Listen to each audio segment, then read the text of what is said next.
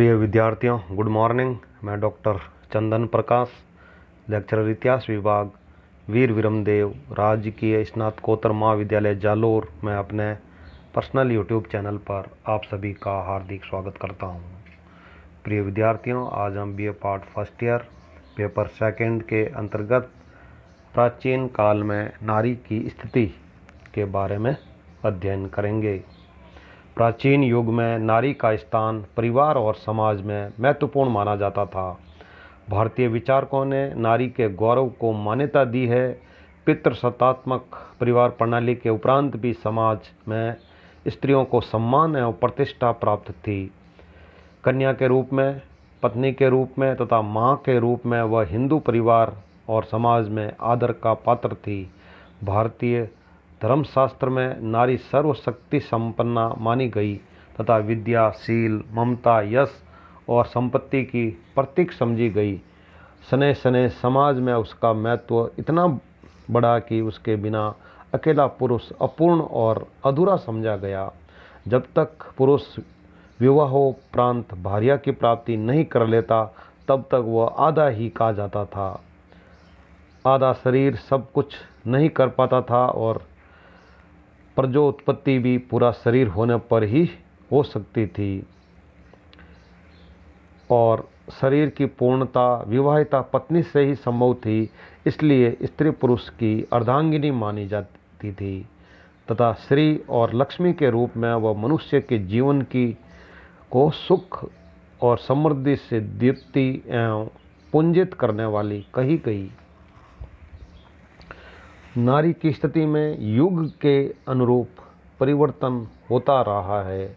उसकी स्थिति में वैदिक युग से लेकर आधुनिक युग तक अनेक उतार चढ़ाव आते रहे तथा उसके अधिकारों में तदनुरूप परिवर्तन भी होते रहे हैं। वैदिक युग में वह स्वतंत्रता पूर्वक शिक्षा ग्रहण करती थी और स्वच्छंदता पूर्वक विचरण करती थी। वस्तुतः आर्यों के प्रारंभिक समाज में नारी जितनी स्वतंत्र और मुक्त थी, उतनी परवर्ती काल के किसी भी युग में नहीं थी। सभी दृष्टियों से वह पुरुषों के समान थी। उसके अधिकार भी किसी भी प्रकार पुरुषों से कम नहीं थे।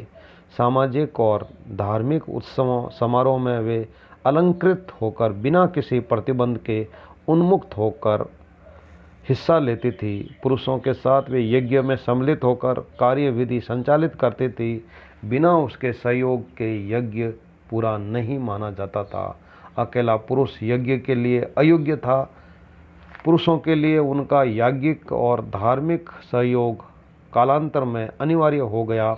सीता के न होने पर राम को अश्वमेध यज्ञ करते समय अपनी पत्नी सीता की स्वर्ण प्रतिमा बनानी पड़ी थी। अतः यज्ञ और धार्मिक आयोजनाओं में पत्नी का होना आवश्यक था। वैदिक युग में पुत्र की तरह पुत्री का भी विद्यारंभ से पूर्व उपनयन संस्कार संपन्न किया जाता था तथा वह भी ब्रह्मचर्य का पालन करती हुई विभिन्न विषयों की शिक्षा ग्रहण करती थी। उसे यज्ञ संपादन और वेदाध्ययन करने का पूर्ण अधिकार था। दर्शन और तर्कशास्त्र में भी स्त्रियां निपुण थी।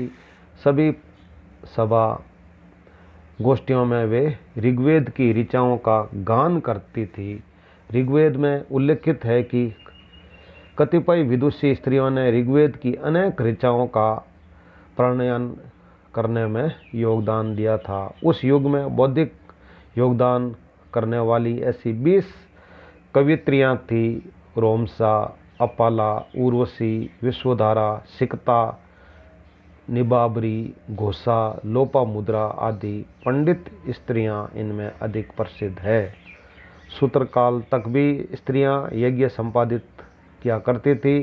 ब्रह्म यज्ञ में जिन ऋषियों की गणना की जाती है उनमें सुलभा, गार्गी, मैत्रेयी आदि विदुषियों के भी नाम लिए जाते हैं, जिनकी प्रतिष्ठा वैदिक ऋषियों के समान थी। विदेह शासक जनक ने यज्ञ के अवसर पर जो धार्मिक शास्त्रार्थ आयोजित किया था, उसमें गार्गी ने अपनी अद्भुत प्रतिभा, विलक्षण तर्क शक्ति और सूक्ष्म विचार तंतुओं से याज्ञवल्क्य ऋषि के दांत खट्टे किए थे।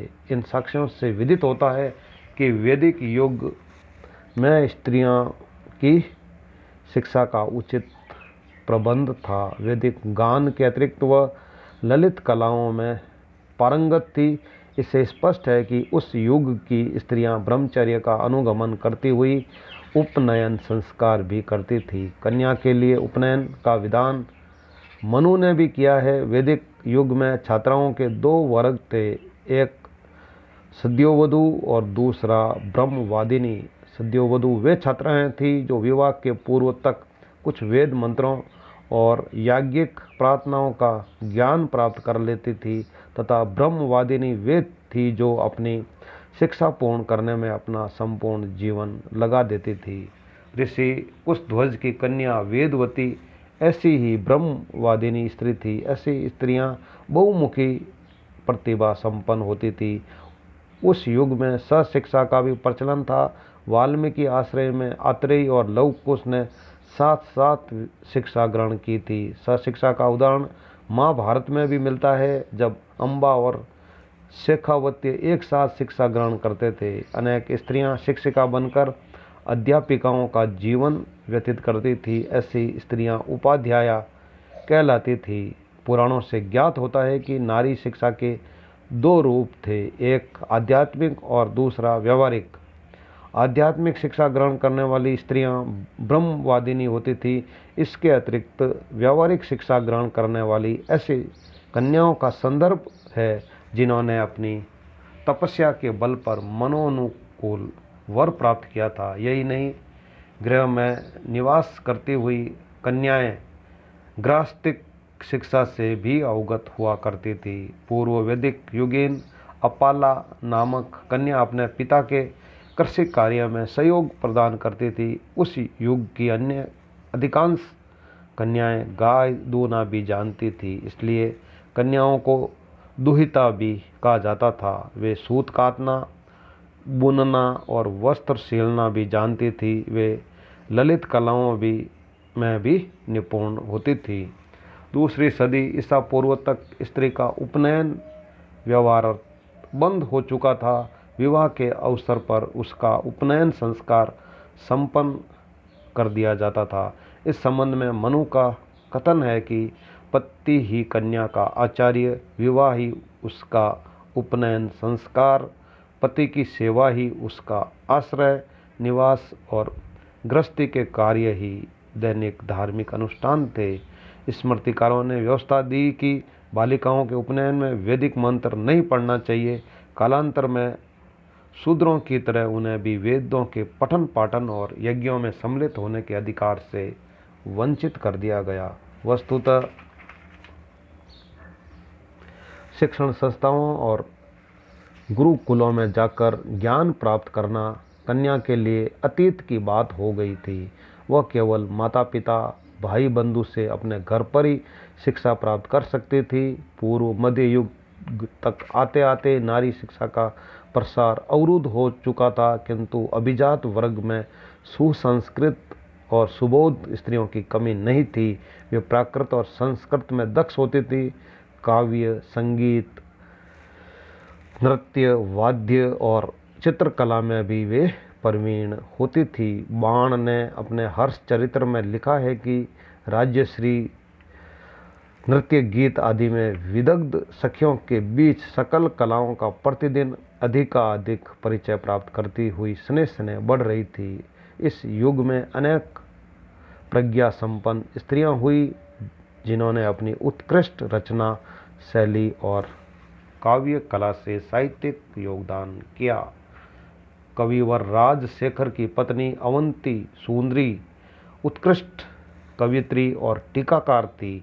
मंडन मिश्र और शंकर के बीच हुए शास्त्रार्थ की निर्णायिका मंडन मिश्र की विदुषी पत्नी थी, जो तर्क, मीमांसा, वेदांत और साहित्य में पूर्ण पारंगत थी। इस युग में ऐसी भी स्त्रियां हुई जो शासन व्यवस्था और राज्य प्रबंध में दक्ष होती थी तथा शासक अथवा अभिभावक के अभाव में स्वयं प्रशासन का संचालन करती थी। प्रिय विद्यार्थियों, इस प्रकार आज हमने प्राचीन काल में नारी की स्थिति के बारे में अध्ययन किया है। Very very thanks.